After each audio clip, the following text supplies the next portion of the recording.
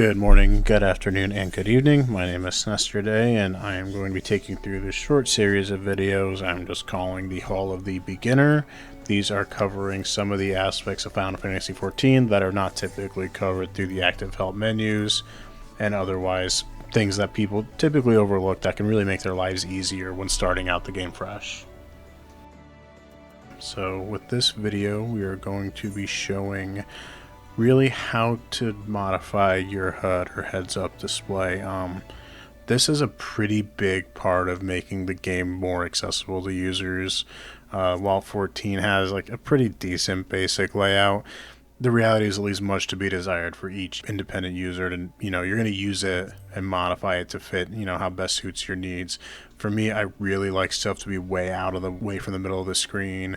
I tend to click quite a bit, dragging my camera around, and I don't want the buttons or other things in the way that I can accidentally click on and drag them on accident, or maybe hit a command I don't mean to hit while I'm raiding or doing a dungeon or anything else. So one of the first things I do when I start a new character is I modify the HUD to look exactly how I want it for that character, to make things easy to see and to make sure I don't accidentally click things on accident. So the first thing we're going to do is we're going to navigate to the HUD Layout menu. That is found in the bottom right corner under the System menu. You scroll up and you'll see HUD Layout. We're going to be working with that today. Upon clicking the HUD layout, you get to see your nice screen here. It shows each of the individual elements of your display. Right now there's a menu that you can drag. It has 1, 2, 3, 4. This refers to saved layouts so if you make an update to 1, make a save, you open up 2, it's actually going to be the previous layout. So you see here I dragged hotbar 1, went to 2, it reverted it back to its original position because that's physically a different layout.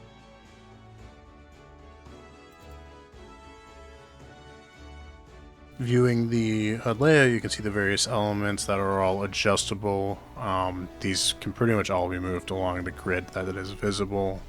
In addition, on the HUD layout screen, we have the radio buttons reflecting basic, which is most of your elements are visible, system, the hotbars, and then the duty button. These just filter down what elements are visible as they pertain to specific aspects of the game. It's important to note that the duty gauge and duty action are only visible and can be modified from here when you have the duty button selected. So the first thing I'm going to do here is I'm actually just going to create an entirely new layout for myself, setting everything up in the way I like to see it. Pretty much every element can be dragged across the screen, including server info as you're seeing here. You notice in this one that because Midgard's Armor is a very long world name, it actually goes beyond the bar. So that's something you have to keep in mind, is sometimes the elements actually go a little beyond the squares that are shown here. That is especially the case for hotbars where you have the numbers visible. They are not included in the rectangle, so keep that in mind. As you can see here, I'm adjusting server info minimap. I'm just kind of getting them squared up at the top, further out of the way. I'm going to move my main menu up that way as well because I like to have it in the top right instead of the bottom right. Just a personal preference for me. That's where I know to look for it, near my map and everything else. Notices, inventory, grid, and guild. I keep those in the bottom right out of the way. I don't really care about them that much. They're there, but I'm not looking for them most of the time. So I like to keep them kind of out of sight for the most part. Duty list, just moving it right under the map, right against the far right, so it's less of it is taking up the center of my screen. Aether flow gauge is not visible right now, but I do want to move that somewhere else closer to my hotbars for when I'm playing. Scenario guide and new game plus, down at the bottom, I want them out of the way. One of the things that's useful to see is that you can actually modify the size of the elements as well using the settings cog next to the UI element dropdown. So right now it's a scenario guide. I want to make it a little smaller because it takes up quite a bit of space on its own. You go to 60%, change it to 200%. You can do whatever you want. So adjust the transparency to make it a little less visible so you can see through it if it's something closer to the middle of your screen. And then using this button, you can also display or hide it. Alternatively, if you just right click the box with your mouse, it'll also toggle between visible and hidden at any given time. New Game Plus guide, even though it's here, don't have to worry about it right now. Just know eventually when you use New Game Plus, if you do, that'll just give you those scenarios for that event. I like to keep them out of the way. Now, if you want to modify the size of the elements, A gauge. This is useful for dungeons if you're trying to keep track of it. I don't really need to see it that much. It doesn't need to be that bright, and it does take up a bit of space. I make it smaller, keep it right up top at the top of my screen, away from everything else, so I don't click it on accident. Experience bar, I don't really care about. I'm going to move it out of the way, and I'm going to make it pretty small. Usually I keep it at the bottom of the screen. This time, though, I'm going to end up moving it to the top left above the party list. But first, I'm going to adjust those on the hotbars. I like to get them nice squared up. I do have a hotbar over here next to the party list. I sometimes use it for rescue macros, which we'll discuss later, but they're not a big deal. It's definitely not part of this all the beginner aspect for sure.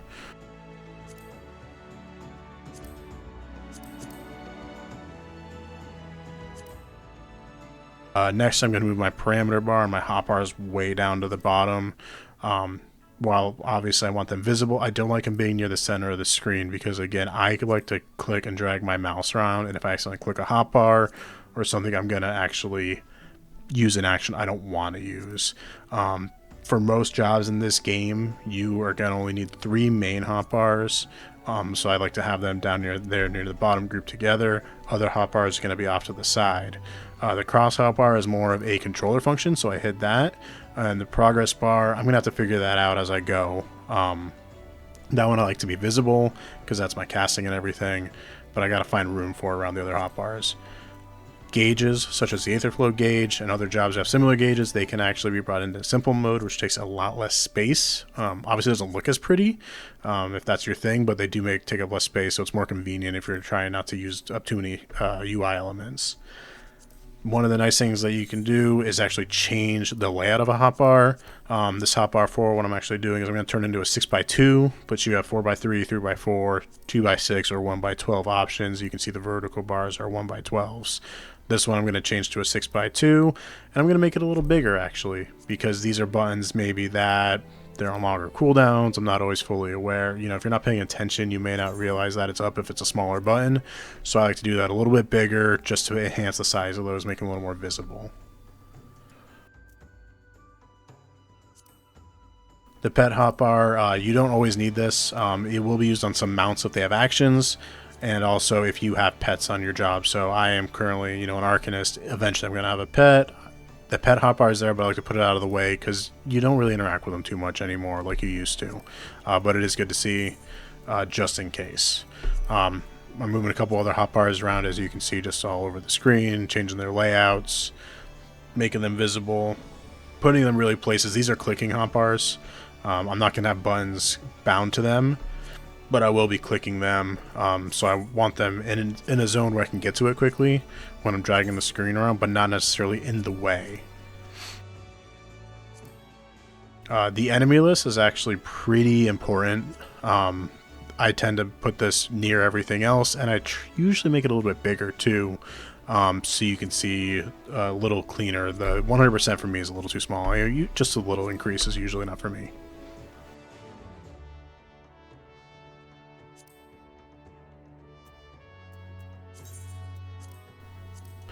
Alright, so I'm shifting on a couple more hotbars, just lining things up. As you can see, hotbar 10's over there. Right now I'm splitting up and moving my focus target bar near the middle, getting my, status information over, getting the alliance list. This is for the 24-man alliance raids. When you do those much later, I kind of like them out of the way because I'm not too worried about them most of the time. The main concern for that is if you're healing, and you may have to raise some people in other alliances you want to see them. The status info other bar is things like your food buffs, other things that are kind of on long cooldowns. They're not necessarily like a battle buff or a debuff, but there are some, you have them, they're good to know. The echo, if you have a durability buff, things like that. I like to keep it off to the side because it's not super important to me. One of the things you can see that is really nice with these is that you can actually change the layout of these bars as well. I really highly prefer my enhancements and enfeeblements bars to be 20 by 1. You get most of them visible on there, and it just takes up a nice clean row versus being split into 2 rows. That's just due to the way I lay them out. If with this current layout, if I were to do them in 2 rows, too easy to get confused over what's what, because I do try to track that during raid. If someone's got a debuff, doom, or anything else, I want to be able to see it and just know exactly where to look quickly. In addition, you can actually change the target info bar. So this is anything you're targeting. By default, as you can see, it's one large bar and it has the HP, the status, and its progress, so its action progress. I like to split this up because that bar is a little too big and it spreads things out more than they need to be. You'll see when I move these here, the HP and status actually overlap a bit, and then I'm moving the progress bar a little bit off-centered to the side of it, so it takes up a little less vertical space on the screen.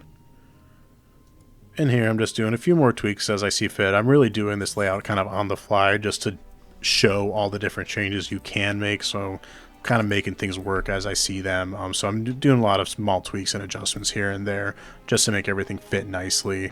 One thing that's really important to note, if you hold the shift key while you're dragging, it'll lock it to the grid. So sometimes you want things nicely lined up on the grid. It'll kind of keep them spaced up really well.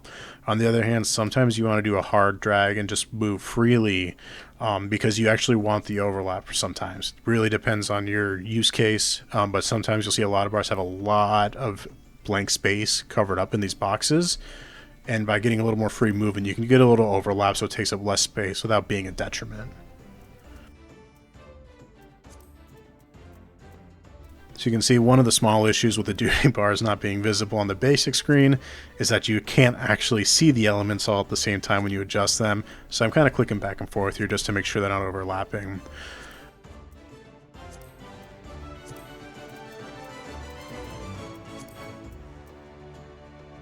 After all this is done, I've got a pretty nice looking layout now. I got a few small tweaks to make here. You see, I probably want these spaced out a little better, just to make even visually.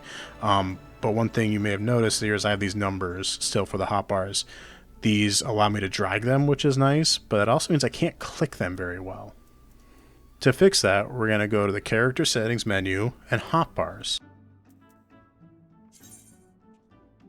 With the hotbars menu, you get a couple options here and things you may want to look at. The first one is hiding unassigned slots. So right now, all those slots are visible. If I click this button, anything that doesn't have an action in it is invisible, which is really nice for just cleaning up your UI. In addition, you can turn off the hotbar numbers. So if you're really set on your layout and you don't want to mess with it, just turn off the numbers so you don't accidentally click and drag those.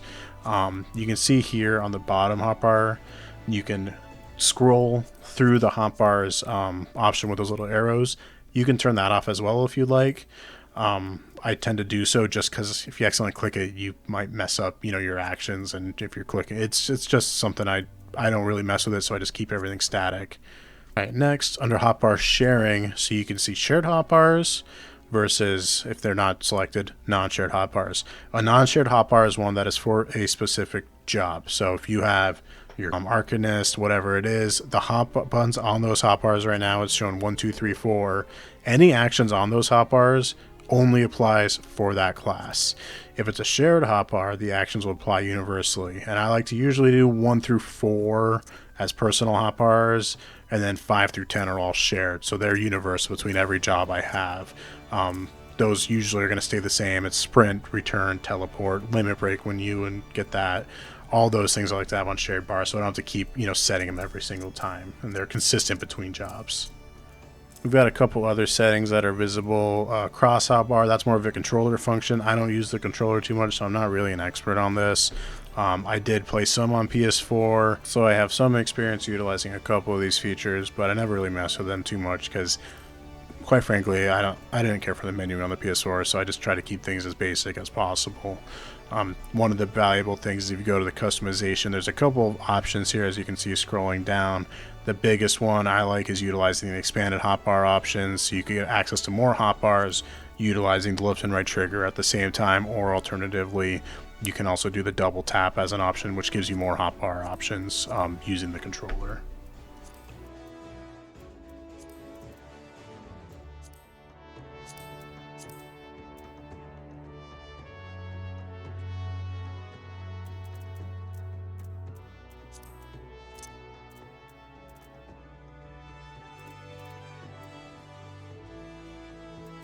Lastly, we're just going to go to a couple movement settings. First, flying mount takeoff. I tend to like doing double jump as an option for flying. It's not something you have to worry about yet, so I wouldn't really think too much about it. The big thing I want to discuss is the movement settings, standard versus legacy type. Standard, it says character based. Roughly, honestly, the way to think about this is tank controls.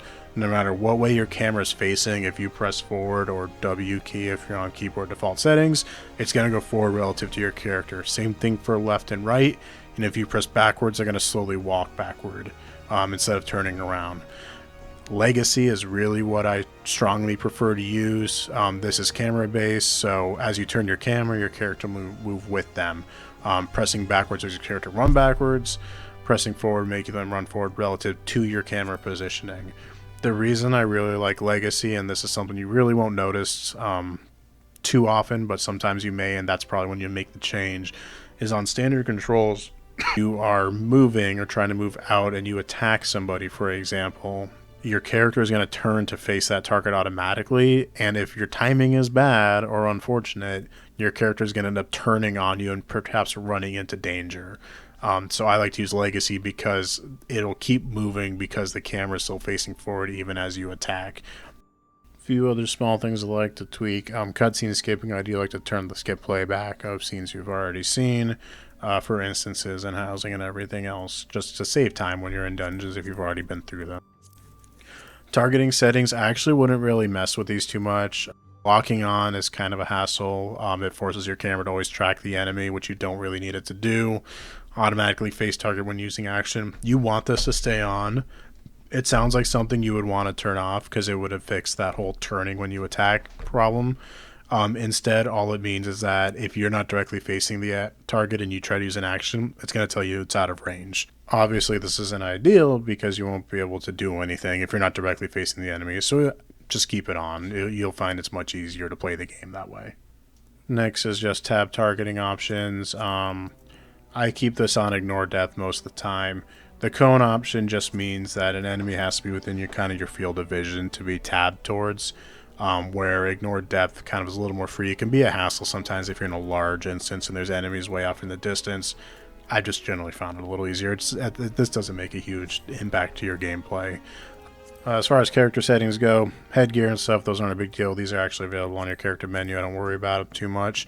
One thing to know, if you have your computer struggling or if just visually you think the game can be overwhelming, I highly recommend that you turn other players and non-party member spell effects to either show limited or off completely. That'll really help your visibility on the screen, especially if you get very easily distracted.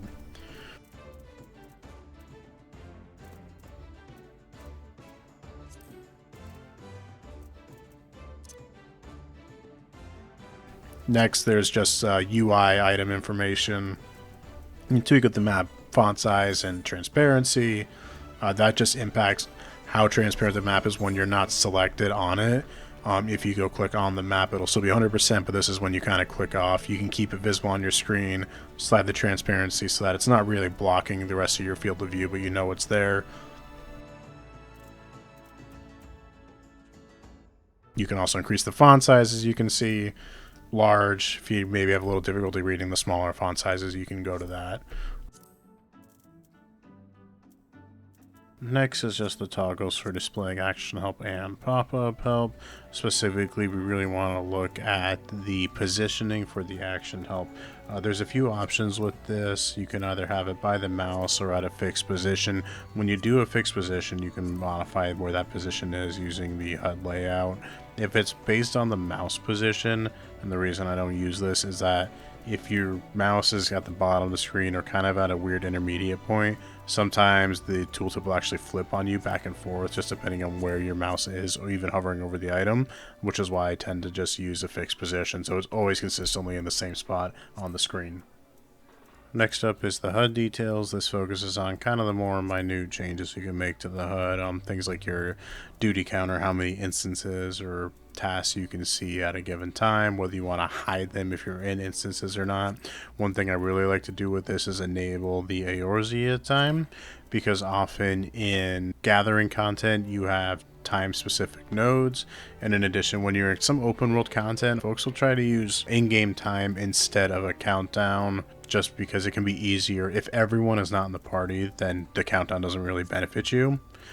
Next is the option to only view detrimental effects that you have placed on an enemy. If you have damage over time effect, other debuffs as well. This will make it so you only see the ones you inflict. Now the game actually prioritizes the debuffs that you've placed first for your, visual cue, so it's not really a necessity anymore, and then by doing so you don't see any other party debuffs, which can help for buff alignment things later on in the game, so I tend to keep this off. Alright, next up is one of the most important things for me starting out is changing the color of your name, NPC names, party member names, friend names, everything else. The big one for me is actually changing your party color. You can change your character name to whatever so it stands out if you like. Party members, I like to see where everybody is. It's easier to spot them in a crowd, especially if we're doing like stuff in a town or whatever, or in larger content where maybe there's multiple various parties going on and you want to make sure you separate yours from everybody else. In addition, you can change, whether full name or surname's abbreviated, or if you just want to see initials. It's not relevant yet, but I do like to change it for Alliance members just to kind of reduce how much, stuff is on my screen at a given time. It's less text is better. You can also control whether you see titles or not for other characters. The NPCs, you can change engaged enemies, claimed enemies. These colors reflect, whether an enemy is attacking you. Claimed enemies specifically are ones that you have first, which means you're getting full credit for them. Sometimes you like to tweak them just so you get a good idea of whether, they fit that criteria or not. There's a couple other options here. I don't use them all, but they're available to you if you like. And that's about it for this piece. Modifying the HUD and everything, getting it all going. This really makes a big difference for me, at least playing the game. Thank you for sticking with me all the way to the end if you've made it this far. Otherwise, even if you didn't, I hope you found something useful from this if you're new, and I really hope it helps improve your experience starting out Final Fantasy XIV.